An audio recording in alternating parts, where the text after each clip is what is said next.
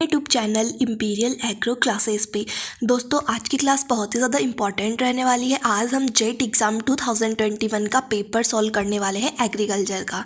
तो दोस्तों चलिए शुरुआत करते हैं। लेकिन दोस्तों उससे पहले आपको एक चीज़ सुनाना चाहूँगी। अगर आप डीमोटिवेटेड हो रखे हो, अभी तक आप कुछ जेट में पढ़े नहीं हो, कैसे करना है क्या करना है कुछ समझ में नहीं आ रहा हो, तो दोस्तों उसके लिए आप ये सुनिए।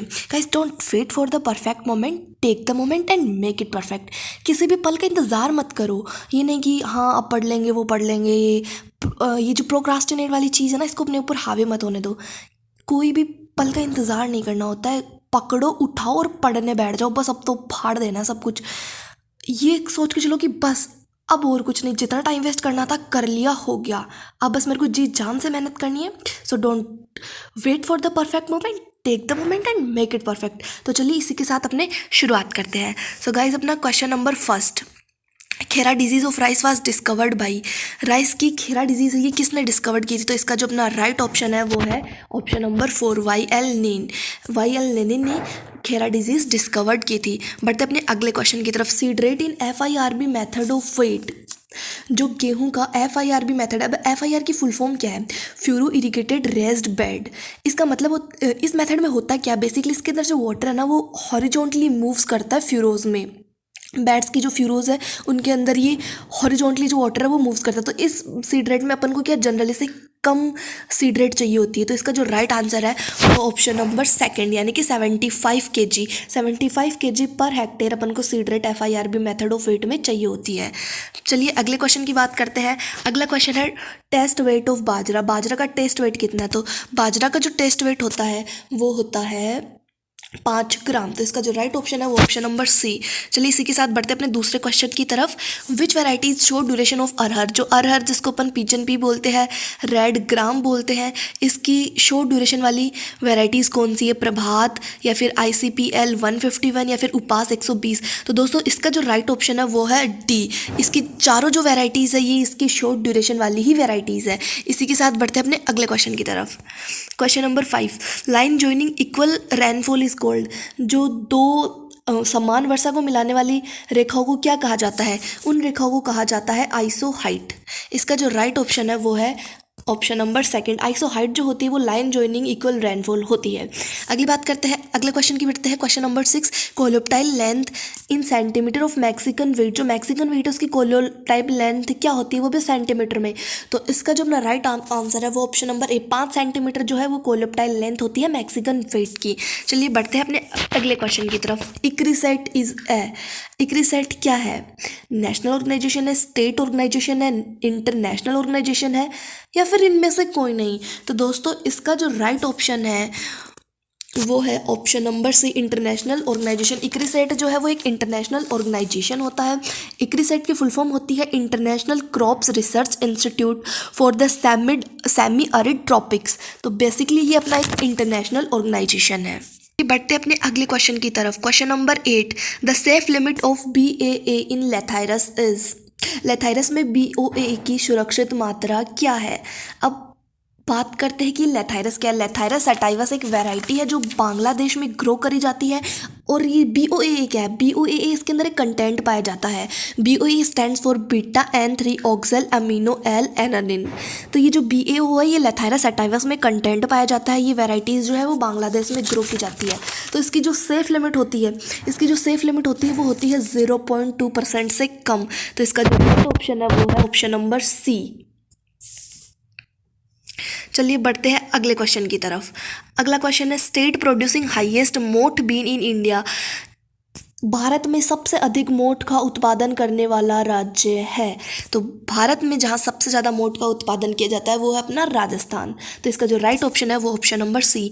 चलिए बढ़ते हैं अपने अगले क्वेश्चन की तरफ। Question number 10, father of modern organic farming. Modern organic farming के फादर कौन है? FH किंग है, रुडोल्फ स्टेनर है, अल्बर्ट होवार्ड है, या फिर रैकल लुईस है? तो इसका जो राइट आंसर है वो है option number C, Albert Howard जो है वो अपने मॉडर्न ऑर्गेनिक एग्रीकल्चर के फादर है। चलिए बढ़ते हैं अपने अगले क्वेश्चन की तरफ। Question number 11, when was established the international federation of organic farming organic agriculture movements IFOAM organic international.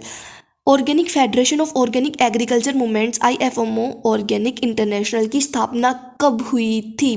तो इसका जो राइट ऑप्शन है वो है ऑप्शन नंबर डी, यानी कि 1972 में। इसकी जो स्थापना हुई थी वो 1972 में हुई थी। चलिए बढ़ते हैं अपने अगले क्वेश्चन की तरफ।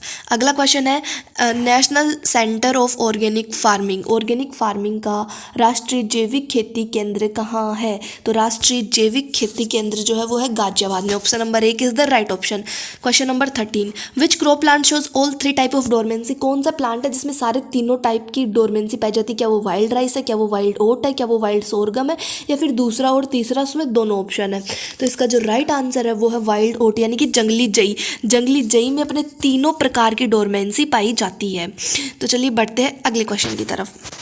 Undesirable, troublesome and difficult to control weed is called. अवांछनीय, परेशानी व मुश्किल से नियंत्रित किया जाने वाला खरपतवार कौन सा है? तो ऐसा कौन सा खरपतवार है जो अवांछनीय है, बहुत ज़्यादा परेशानी देता है, आसानी से कंट्रोल नहीं कर सकता, बहुत ही परेशानी आती है उसको कंट्रोल करने में? तो वो होता है अपना नॉक्शियस वीड, यानी कि अपना शैतानी वीड जिसको कहते हैं। शैतानी वीड जो होता है वो विशेला जो खरपतवार, विशेला नहीं सॉरी, शैतानी वीड नॉक्शियस वीड्स को बोलते हैं। हिंदी में गलत टाइप किया हुआ है, विशेला खरपतवार नहीं, ये शैतानी वीड होता है। इसका जो राइट ऑप्शन है वो ऑप्शन नंबर सी। चलिए बढ़ते हैं अगले क्वेश्चन की तरफ। Which weedicide is currently used in place of isoproturon? Isoproturon की जगह प्रेजेंट टाइम पे कौन सा वीडिसाइड यूज लिया जा रहा है? क्या वो एट्राजीन है, क्या वो मैट सल्फ्यूरोन है, क्या वो सीमाजीन है, या फिर वो 2,4-D है? तो इसका जो राइट ऑप्शन है वो option number second, metsulfuron. Metsulfuron इसका राइट आंसर है, जो आइसोप्रोटोयूरान की जगह प्रेजेंट टाइम में काम में लिया जा रहा है। चलिए बढ़ते हैं अगले क्वेश्चन की तरफ।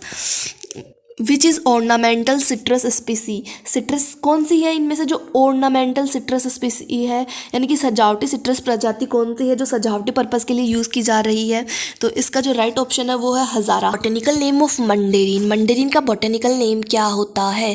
तो इसका जो राइट ऑप्शन है वो है option number B, citrus reticulata. Citrus reticulata जो अपना मंडेरिन का बॉटेनिकल नेम होता है। बढ़ते अपने अगले क्वेश्चन की तरफ। Question number 18, डायोसिस form of sex is found in निम्न में से कौन से फल में एक लिंगाश्रयी पाया जाता है? जो डायोसिस फॉर्म है, क्या वो आंवला में पाई जाती है, लीची में पाई जाती है, सिट्रस में पाई जाती है, पपाया में पाई जाती है? तो इसका जो राइट ऑप्शन है वो ऑप्शन नंबर डी, यानी कि पपाया। पपाया में जो है वो डायोसिस फॉर्म पाई जाती है।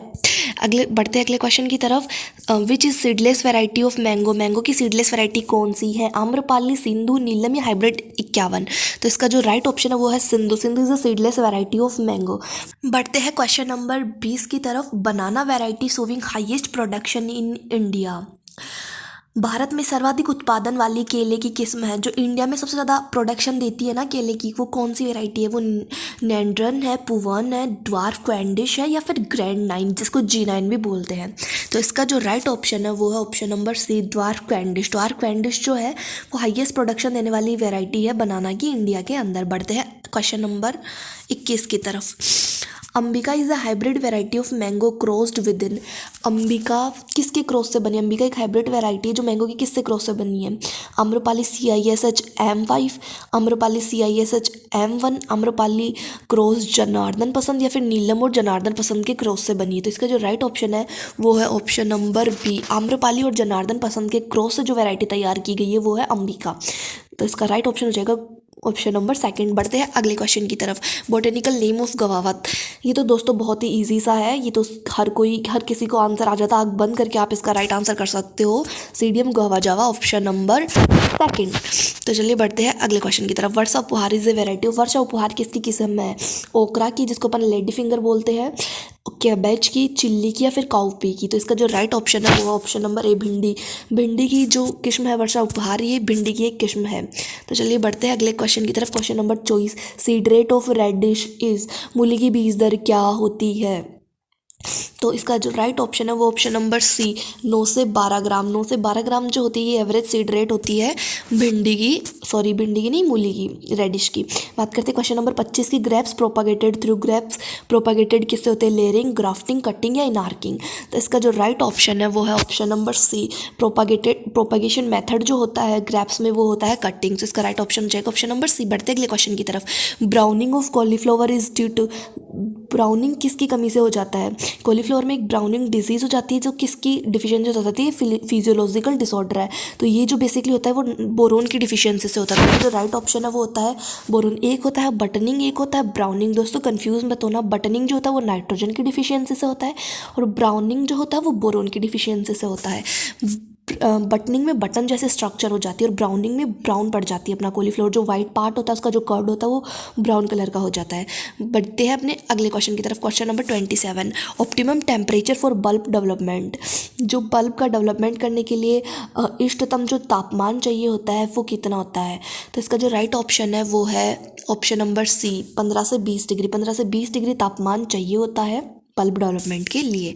बढ़ते हैं अपने अगले क्वेश्चन की तरफ। Question number 28, edible part of banana. Edible जो पार्ट होता है केले का वो क्या होता है? मेसोकार्प, एंडोकार्प, एपिकार्प या एंडोस्पर्म? तो इसका जो राइट आंसर है वो अपना है एंडोकार्प, यानी कि option number second. Option number second is the right option. बढ़ते हैं अपने अगले क्वेश्चन की तरफ। Question number 29, planting distance of pomegranate. Pomegranate यानी कि जो अनार है उसकी रोपण दूरी क्या है? तो इसका जो राइट ऑप्शन है वो है ऑप्शन नंबर 4, 5 मीटर जो होती है ये अपनी प्लांटिंग डिस्टेंस होती है पोमग्रेनेट। चलिए बढ़ते हैं क्वेश्चन नंबर 30 की तरफ। Oleoresin is obtained from. Oleoresin किससे प्राप्त होता है? क्या हमें टमाटर से प्राप्त होता है, क्या हमें प्याज से प्राप्त होता है, क्या हमें अदरक यानी कि जिंजर से प्राप्त होता है, या फिर मिर्च यानी कि चिली से प्राप्त होता है? तो इसका जो राइट ऑप्शन है वो है ऑप्शन नंबर 4। ओलियोरेजिन जो है हमें चिली से प्राप्त होता है। इसी के साथ बढ़ते हैं अपने क्वेश्चन नंबर 31 की तरफ। Which animal milk has highest amount of fat. किस जानवर के दूध में वसा की मात्रा सबसे ज़्यादा अधिक होती है? क्या भैंस में होती है, भेड़ में होती है, बकरी में होती है या गाय में होती है? तो जो फैट परसेंटेज जो सबसे ज़्यादा पाए जाते हैं वो option number second is the right option. बढ़ते हैं अपने अगले क्वेश्चन की तरफ। Question number 32, which of the following state ranks highest in production of eggs in India.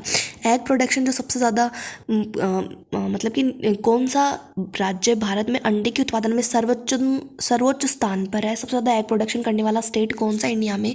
तो वो है अपना तमिलनाडु। तो right option is option number 3।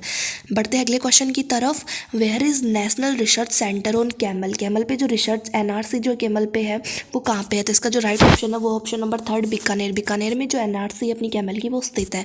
बढ़ते क्वेश्चन नंबर 34 की। Which of the following port ranks highest in fishery. निम्नलिखित में तो कौन सा बंदरगाह मत्स्य पालन में सर्वोच्च स्थान पर है? तो वो चेन्नई, पारादीप, कोच्चि या फिर विशाखापट्टनम? तो इसका जो राइट ऑप्शन है वो ऑप्शन नंबर सी, कोच्चि जो है वो हाईएस्ट रैंक रहता है फिशरी में उसका। जो कोच्चि है वो सबसे सर्वोच्च स्थान पर है, कोच्चि है। बढ़ते क्वेश्चन नंबर 35 की तरफ। Which of the following is most important in inhibiting the digestibility of paddy. पुआल की पाचकता को बाधित करने में निम्नलिखित में से कौन सबसे महत्वपूर्ण है? तो जो ये बाधित करने वाला अपन को पूछा तो इसका जो राइट ऑप्शन है वो ऑप्शन नंबर सेकंड, सिलिका जो है ये बाधित करने में हेल्पफुल होता है। तो इसका जो राइट ऑप्शन हो जाएगा वो हो जाएगा सिलिका। चलिए बढ़ते हैं अपने अगले क्वेश्चन की तरफ। Concentration of ammonia and total VFA in rumen is highest for. Rumen में अमोनिया और कुल VFF का सकेंद्रित किसके लिए सर्वाधिक है? तो ये जो होता है ये शिप में सब इसकी जो कंसंट्रेशन सबसे ज़्यादा होती है वो शिप में होती है, यानी कि भेड़ में होती है। तो इसका राइट ऑप्शन है वो सी है। चलिए बढ़ते हैं अगले क्वेश्चन की तरफ। Most promising initial symptom of vitamin A deficiency in cows and horses. गाय और घोड़ों में विटामिन ए की कमी का सबसे प्रारंभिक लक्षण। तो इसका जो राइट ऑप्शन है वो है ज़ीरोफ्थेल्मिया। ज़ीरोफ्थेल्मिया है ये बेसिकली सबसे पहले अपन को दिखाई देती है विटामिन ए की कमी की वजह से। इसका जो राइट ऑप्शन हो जाएगा सी, यानी कि ज़ीरोफ्थेल्मिया। बढ़ते क्वेश्चन नंबर 38 की तरफ। कितने percentage NDF in total ration is critical for maintenance of normal milk fat. तो इसका जो राइट ऑप्शन है वो है 36%, यानी कि डी जो है इसका राइट ऑप्शन है। 36% NDF है टोटल राशन में। अपने सामान्य दूध वसा के रख रखाव में कुल राशन में 36% NDF होना महत्वपूर्ण होता है। बढ़ते हैं क्वेश्चन नंबर 39 की तरफ। Urea supplement is not recommended if CP content of ruminant diet is above. यदि अनुपूरक आहार की CP सामग्री से ऊपर है तो यूरिया पूरक की सिफारिश नहीं की जाती है। कितने परसेंट तक यूरिया सप्लीमेंट रिकमेंडेड नहीं होना चाहिए? तो इसका जो आंसर है वो है 25% से अधिक, यानी कि ऑप्शन नंबर सेकंड।